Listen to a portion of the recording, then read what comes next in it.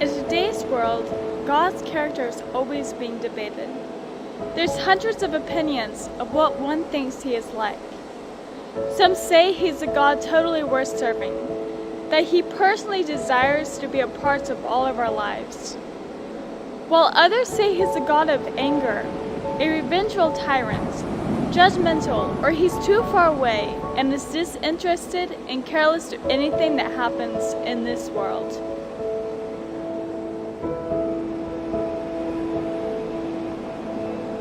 With so many different ideas about what God is like, how do we accurately determine who is actually right? What does God have to say about himself? I mean, after all, we've been given a whole book about him. The Bible is an account of the whole essence of who God is, his character, and his actions toward mankind.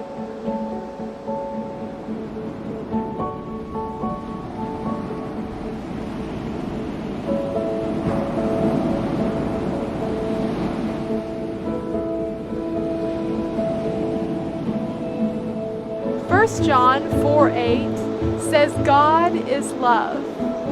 He is love. But there's so many differing theories of what love actually is. And in our world today, it's a term so loosely used. How do we know what his love means?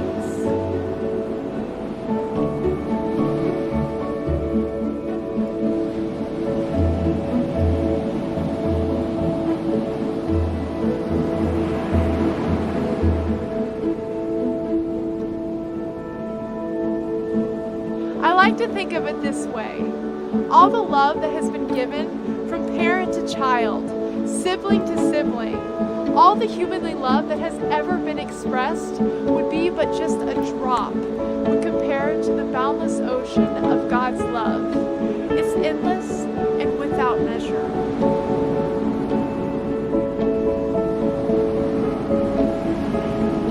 Psalms 139 says that God knows our down sitting and uprising, and he understands all of our thoughts from afar. You know that thought that you can even hardly describe? He understands that one. And if we were to put a number on the thoughts that God has towards us, it would far surpass the number of the sand on the seashore. He knows the number of hairs that are on our heads, and before we were even born, he knew us.